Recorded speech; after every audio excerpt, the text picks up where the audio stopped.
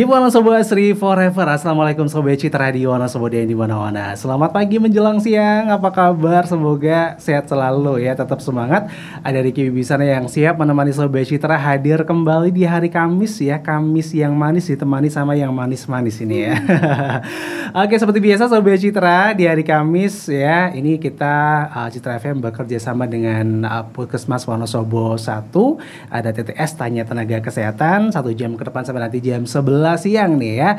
Dan seperti biasa kita akan bahas tentang kesehatan Sobat Citra, dunia kesehatan gitu ya, berbagai macam penyakit dan sebagainya. Dan untuk hari ini kita akan bersama Dr. Ulfi ya, yang luar biasa banget udah hadir ke Citra FM. Sobat Citra ini udah 1 bulan di Puskesmas ya, Dr. Ulfi ya, luar biasa banget. Dan tentunya untuk Sobat Citra yang mungkin pernah atau kemarin-kemarin baru ke Puskesmas Wonosobo 1 udah ketemu sama Dr. Ulfi ya dok ya. Kebanyakan di Wonosobo pada batuk pilek katanya dok. Iya. Ini penyiarnya juga sama nih batuk pilek nih. Sering kehujanan juga ya kan, pulang kerja atau mungkin juga habis aktivitas kena air hujan gitu kan, karena emang Wonosobo juga kalau hujan dingin ya dok ya, itu yang bikin sakit ya. Tapi bukan itu yang kita bahas hari ini, karena kita ada tema yaitu tentang TBC atau tuberkulosis ya dok ya, dimana ini juga termasuk penyakit yang berbahaya juga ya, dan banyak menyerang orang-orang yang ada di Indonesia juga ya dok ya. Oke, jadi untuk Sobat Citra dimanapun Anda berada, nanti bisa tanya-tanya nih untuk seputar TBC ya, bisa ke Instagramnya Citra FM atau Instagramnya Puskesmas Wonosobo 1 ya. Jadi jangan kemana-mana, terus stay tune Sobat Citra bersama Ricky dan bersama Dr. Ulfi. Oke, kita mungkin perkenalan dulu Dr. Ulfi tentang TBC atau tuberkulosis. Mungkin udah banyak yang tahu lah ya tuberkulosis, tapi mungkin ada yang juga yang masih awam atau mungkin pengen lebih tahu lagi gitu ya tentang TBC gitu ya. Nah, ini TBC itu apa, Dr. Ulfi? Oke, jadi tuberkulosis ya atau TBC itu adalah penyakit infeksi menular, di mana penularannya itu dari manusia ke manusia. Nah, penularannya itu lewat udara ya Mas. Ketika ada seorang penderita yang sakit TBC dan dia sedang aktif sakit, misalnya dari pemeriksaan BTA itu positif, itu dia akan menularkan bakteri tuberkulosis itu sendiri ya ke orang lain yang sehat. Begitu. Oh begitu ya. Jadi ini termasuk virus atau bakteri? Ini termasuk bakteri ya. Bakteri ya. Oke, jadi tapi bakteri ini bisa menyebar ataupun bisa menular lewat udara gitu ya. Oke, untuk orang yang berisiko terkena TBC, ini orang-orang yang seperti apa nih dok? Orang-orang yang beresiko terkena TBC itu orang-orang yang dengan sistem daya tahan tubuhnya yang rendah ya Mas. Kayak misalnya orang-orang penderita HIV/AIDS itu juga akan beresiko tinggi terkena TBC-nya. Terus orang-orang dengan status gizi yang rendah, misalnya stunting, terus itu sangat-sangat beresiko ya. Kemudian orang yang kontak erat dengan pasien TB yang belum berobat itu juga akan beresiko. Serta orang-orang yang misalnya anak-anak nih Mas, anak-anak ataupun bayi yang satu rumah dengan penderita TB itu juga akan beresiko. Karena kan anak-anak kan sistem daya tahan tubuhnya masih lemah. Iya. Jadi ini berkontak langsung dengan penderita TBC dan juga mungkin orang-orang yang sistem kekebalan tubuhnya sedang rendah ataupun kayak anak-anak juga itu kan masih rendah ya dok ya. Jadi seperti itu ya Sobat Citra. Lagi untuk gejala-gejala dok, untuk gejala-gejala seorang yang kena TBC itu gimana? Kalau untuk gejala itu sangat gampang dan dimengerti sama orang-orang ya. Biasanya kalau misalnya batuk lama itu kan orang-orang pasti akan datang ke vaskes ya, karena memang batuknya nggak sembuh-sembuh. Terus misalnya dia demam tapi demamnya memang nggak ada sebabnya, terus demamnya terus menerus lebih dari 2 minggu, itu juga kita wajib curiga TB. Terus ada penurunan berat badan. Nah, penurunan berat badan ini tuh misalnya dia udah makan yang bergizi gitu. Tapi kok malah menurun berat badannya, nggak menaik. Terus nafsu makannya akan berkurang juga pada penderita TB. Sama yang paling khas itu keringat dingin di malam hari. Keringat dingin di malam hari. Walaupun tidak beraktivitas tapi rasanya kayak keringetan terus gitu ya. Terus gejala yang paling umum dok, atau mungkin yang bisa langsung dilihat kalau orang ini kena TBC itu apa? Yang paling umum ya itu ya, misalnya batuk yang tidak sembuh-sembuh, batuk terus-menerus, sama ini ya kadang disertai batuk yang dahaknya darah ya. Tapi itu enggak signifikan. Iya. Oke, jadi batuk yang berkepanjangan mungkin ya dok ya, gitu ya, minimal 2 bulan kalau itu TB. 2 minggu ya. 2 minggu ya atau lebih. Oke, biasanya kalau misalnya mungkin udah terjadi komplikasi atau apa, itu bisa mengeluarkan darah ya dok ya untuk batuknya ya. Oke, jadi seperti itu. Nah, untuk TBC sendiri bisa menyerang siapa aja dok? TBC itu bisa menyerang siapa saja. Kalau di Indonesia paling banyak tuh menyerang usia-usia produktif ya. Usia produktif tuh antara 15 sampai 50 tahun itu bisa terkena TBC. Iya. Oke. Jadi semuanya bisa kan, dari anak-anak sampai orang dewasa sampai orang tua ya dok ya. Yeah. Oke. Dan yang paling mengkhawatirkan ini adalah gejala ataupun yang terkena TBC itu anak-anak ya dok ya. Soalnya masih rentan banget dan mungkin juga mau bilang sakit atau mau bilang apa gitu kan belum bisa nih. Nah, ini gejala-gejala TBC pada anak gimana nih dok? Supaya orang tua tuh lebih tahu gitu loh, kalau ini memang harus seperti diperiksakan gitu ya. Orang tua harus waspada ya kalau anak-anaknya itu batuknya itu udah lama. Tapi sebenarnya kalau batuk ini kalau pada anak tuh bukan pendiagnosis yang utama ya untuk TBC sendiri. Nah, gejala yang lain mungkin anak-anak itu akan kurang untuk nafsu makannya, kemudian berat badannya ini turun terus habis itu mungkin dia demam juga ya, demam yang nggak ada sebabnya begitu. Itu hampir sama kayak orang dewasa. Nanti tapi pendiagnosisnya beda ya. Kalau orang dewasa kan biasanya kita lihat dari dahaknya. Kalau anak-anak kan susah ya Mas untuk mengeluarkan dahak. Jadi nanti pakai sistem scoring kita pakainya dari gejala-gejalanya, dari pemeriksaannya gitu.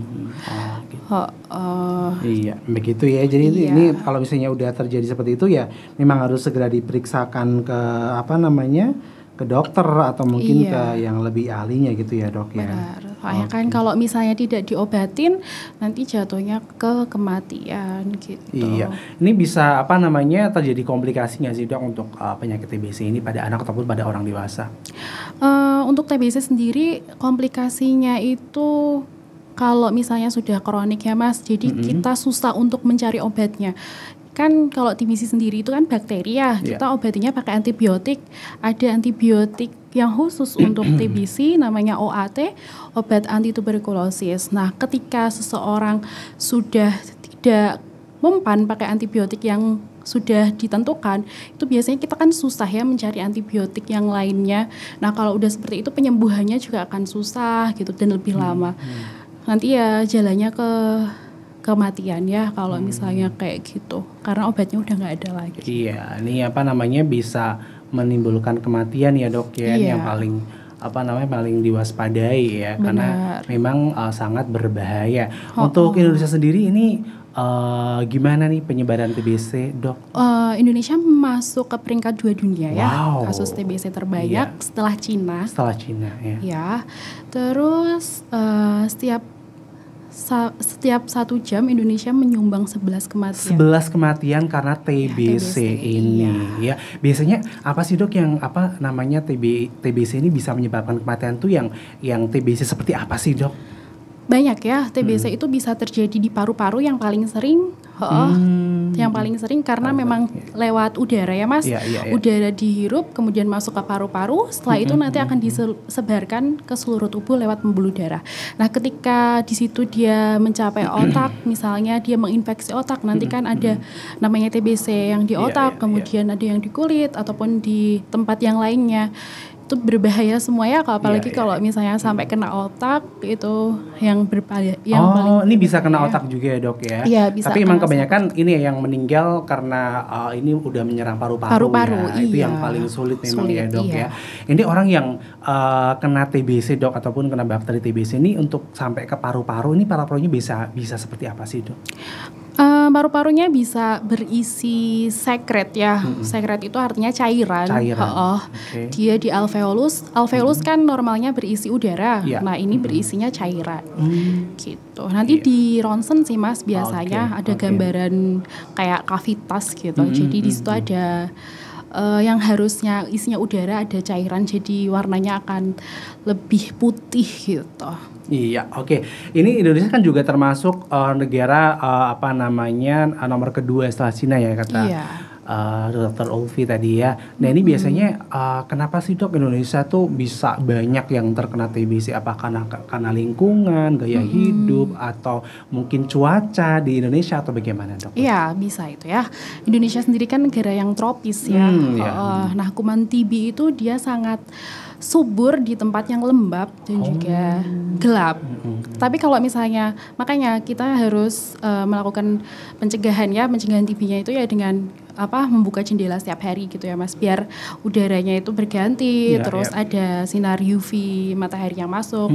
Karena bakteri TB sendiri ini dia bisa mati kalau terkena sinar matahari, terkena panas. Oh gitu. Jadi ini sirkulasi udara dan cahaya gitu ya. Jadi kalau kamar terutama tempat tidur ya dok ya, ini juga emang harus benar-benar langsung kena matahari ya kan. Dan jangan sampai lembab gitu ya. Ini sangat berbahaya buat TBC gitu ya Sobat Citra. Oke, dan ini untuk diagnosis TBC sendiri itu bagaimana dok? Untuk di kedokteran gitu? Untuk diagnosis TBC sendiri, yang pertama kita lakukan anamnesis pastinya ya Mas. Kita tanyain tentang gejala-gejalanya yang mengarah ke TBC. Kemudian kita melakukan pemeriksaan ya. Pemeriksaannya yang sering dilakukan itu pemeriksaan dahak, yang sering kita sebut dengan pemeriksaan BTA.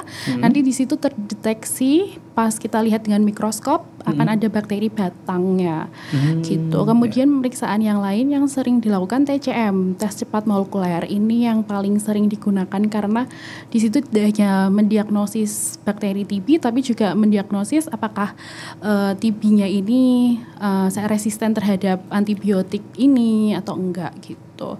Sama pemeriksaan yang paling gold standar atau baku emasnya itu menggunakan kultur gitu. Tapi memang karena mahal dan hasilnya lama, jadi kita jarang menggunakannya. Gitu. Sama ronsen ya. Sama ronsen ya. Dan ini juga ada tes cepat molekuler ataupun TCM TB ya. Nah itu apa sih dok pemeriksaan TCM TB itu? Untuk pemeriksaan TCM sendiri itu bisa dari spesimen yang kita curigai TB ya Mas.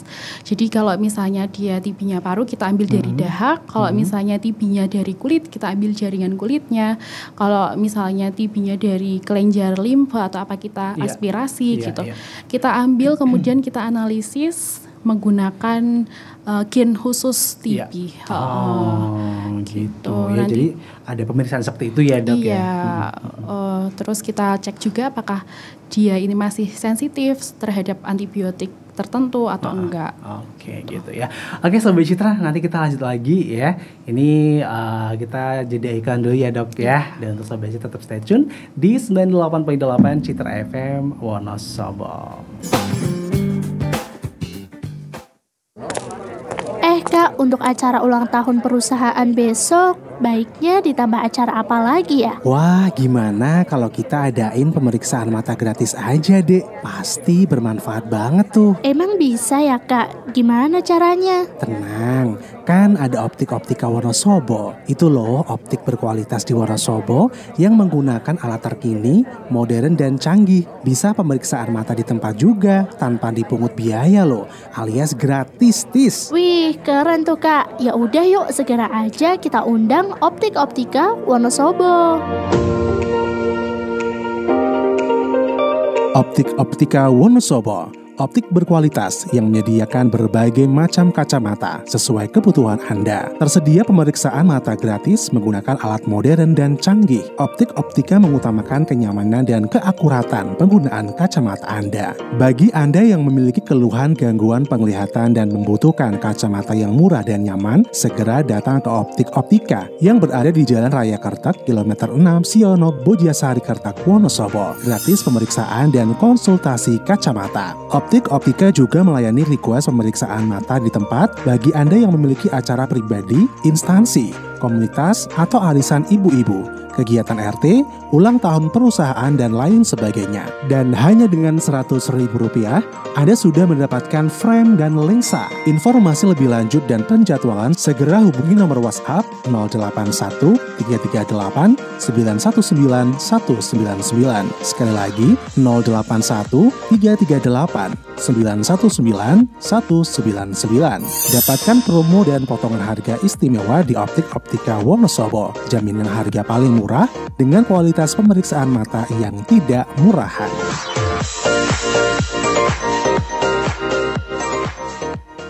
Mungkin sing nembe dilamar.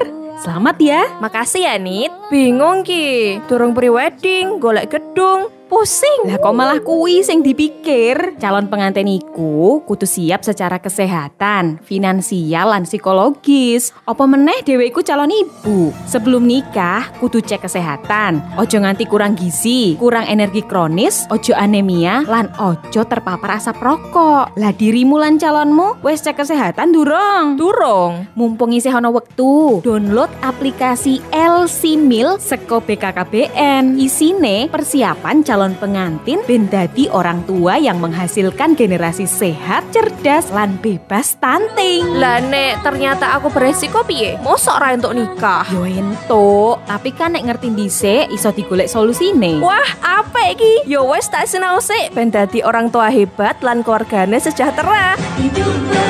BKKBN, berencana itu keren. Pesan ini disampaikan oleh perwakilan BKKBN Provinsi Jawa Tengah. Perwakilan BKKBN Provinsi Jawa Tengah mengucapkan selamat tahun baru 2024.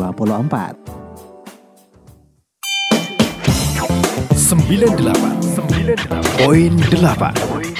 Citra FM Wonosobo.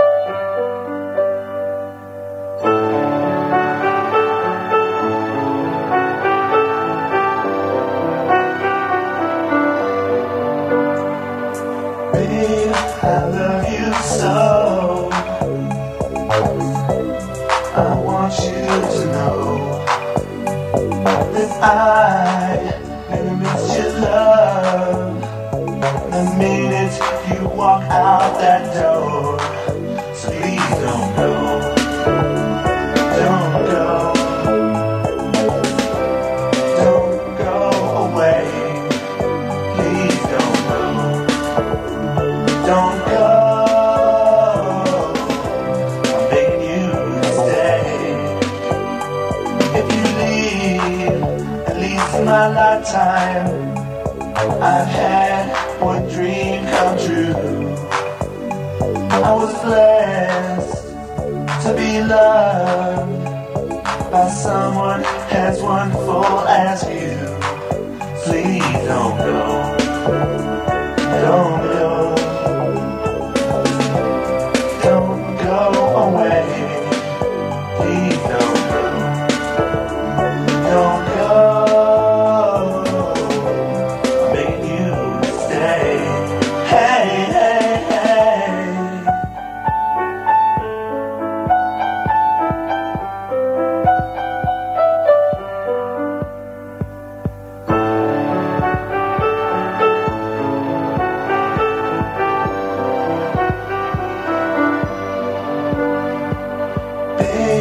I love you so. I want you to know that I really miss your love. The minute you walk out that door, please don't go, don't go, don't go away. Hey, hey, hey, I need your love down on my knees, begging, please, please, please don't go. I need you, baby, don't leave me now. Oh, no, no, no, no, don't go.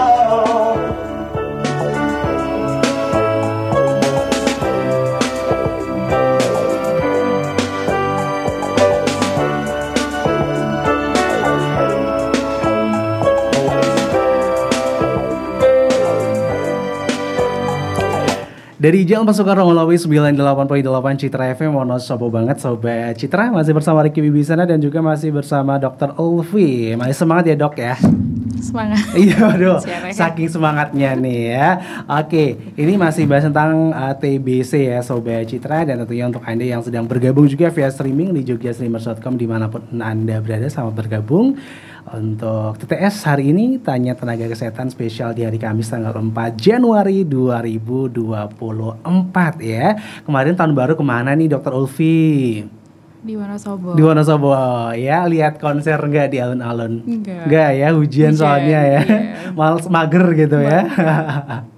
Oke, ya lanjut lagi nih dok, untuk TBC sendiri ya. Ini untuk pengobatannya TBC gitu ya, dari orang dewasa ke anak-anak ini beda atau sama dok? Untuk pengobatannya sendiri itu ada obat yang khusus TB ya, namanya OAT, obat anti tuberkulosis. Nah, obat OAT ini tuh udah satu paket ya Mas, ada rifampicin, isoniazid, pyrazinamide, ethambutol gitu. Jadi udah dipaketin namanya nanti KDT. KDT itu kombinasi dosis tetap. Jadi Kombinasi dosis tetap. Ya, udah dikombinasi. Nanti kalau pada dewasa itu ada kategori 1 sama kategori 2. Oke. Kalau untuk anak-anak nanti ada sendiri namanya OAT, KDT anak. Oh gitu ya, jadi agak beda sedikit. Iya. Iya, tapi gimana dok? Tapi isinya sama. Isinya sama ya, tapi juga ya.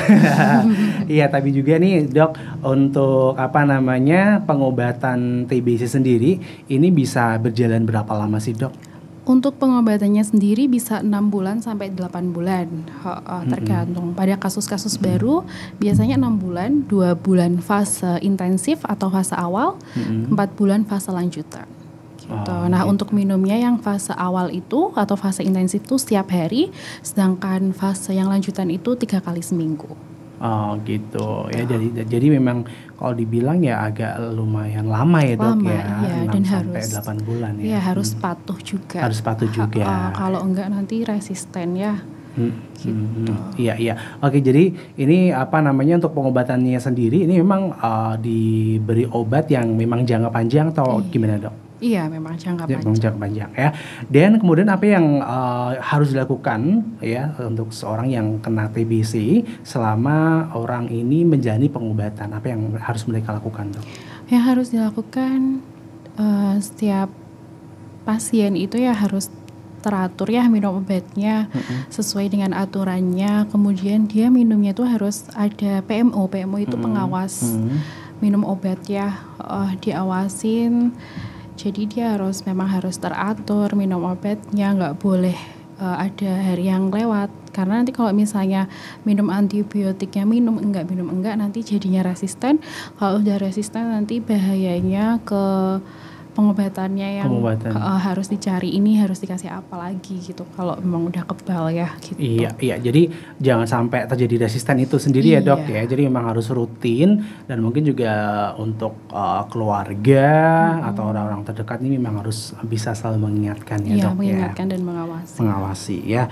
Oke, dan tentunya ini juga yang perlu dilakukan dok. Ini ada nggak sih yang makanan atau mungkin hal yang perlu dihindari ketika sedang dalam pengobatan masa TBC ini, Mbak?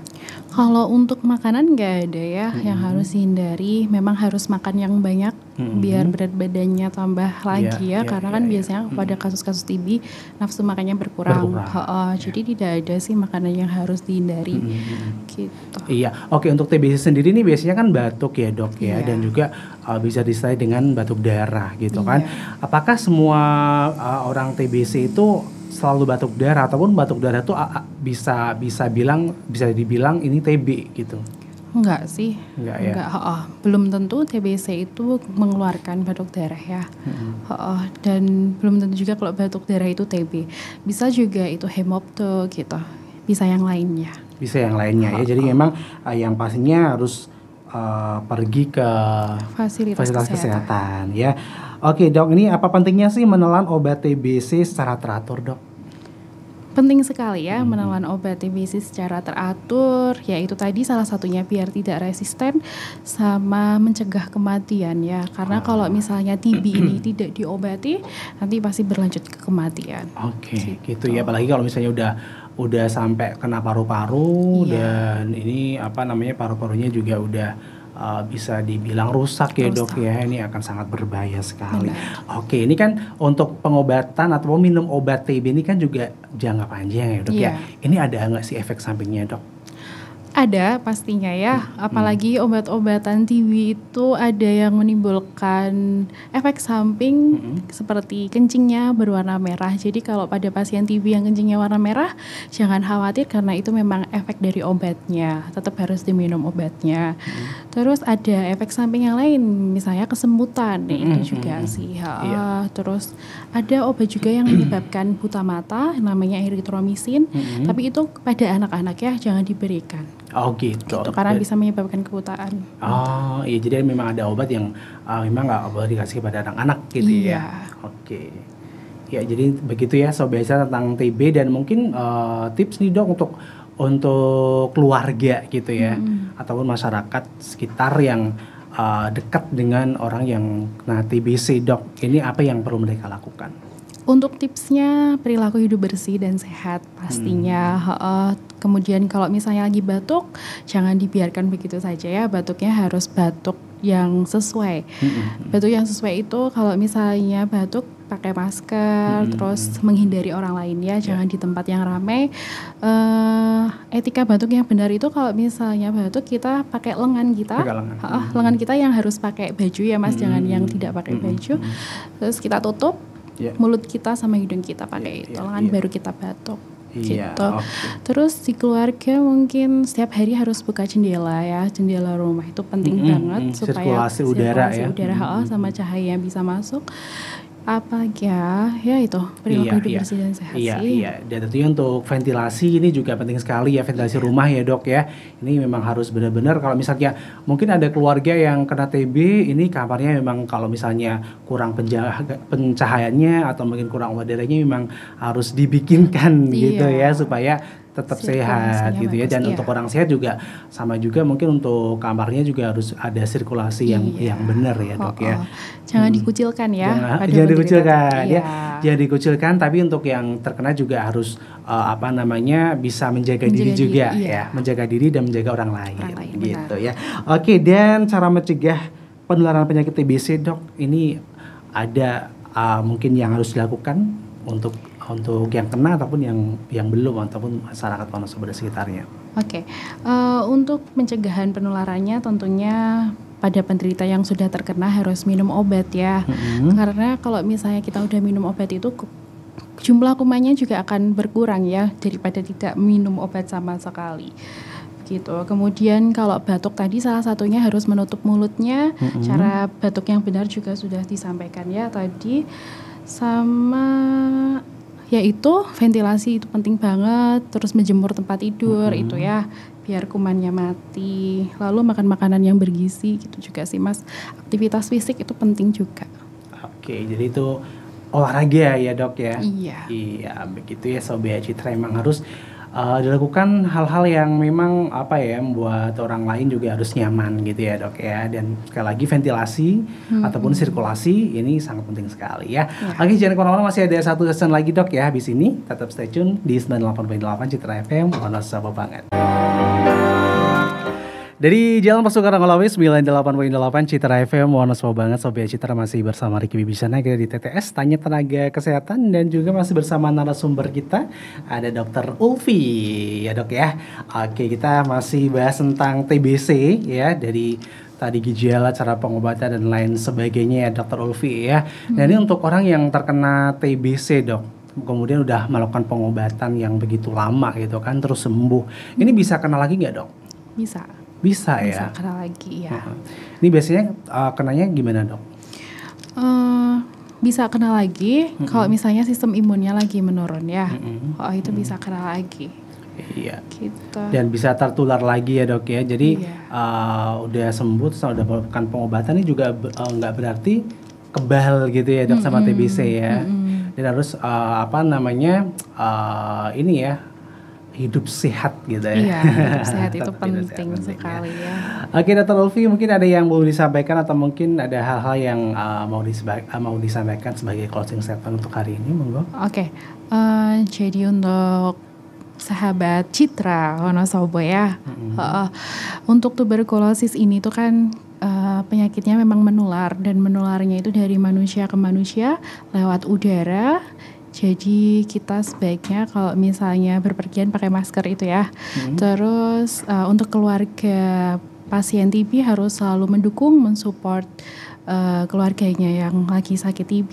Jangan dikucilkan, tetap harus kita rangkul, kita support supaya pengobatannya bisa tuntas dan selesai. Dan TB ini bisa disembuhkan ya dengan obat yang kita minum secara teratur dan selesai kita. Oke, gitu ya. Untuk penyintas TB sendiri, Dok, ini masih bisa menularkan bakterinya nggak sih, Dok, ke orang lain? Kalau misalnya sudah dikatakan sembuh dengan kita cek sputum dahaknya negatif, itu sudah tidak bisa menularkan. Oh, gitu ya. Jadi memang udah nggak bisa menularkan. Jadi masyarakat juga nggak perlu takut gitu ya, tidak mengucilkan ya. Iya, betul sekali. Oke, cukup Dr. Ulfi atau ada tambahan lagi? Sudah, jaga kesehatan selalu. Oke, demikian Sobat Citra TTS hari ini bersama Dr. Ulfi. Semoga nanti bisa ketemu lagi ya, Dok, ya, dengan pembahasan yang berbeda. Selamat melanjutkan pekerjaan kembali gitu ya, Dok, ya, bertugas kembali, tetap semangat, tetap jaga kesehatan. Saya Riki Bisala pamit, Sobat Citra, keep on Sobat Forever. Wassalamualaikum. Pareng.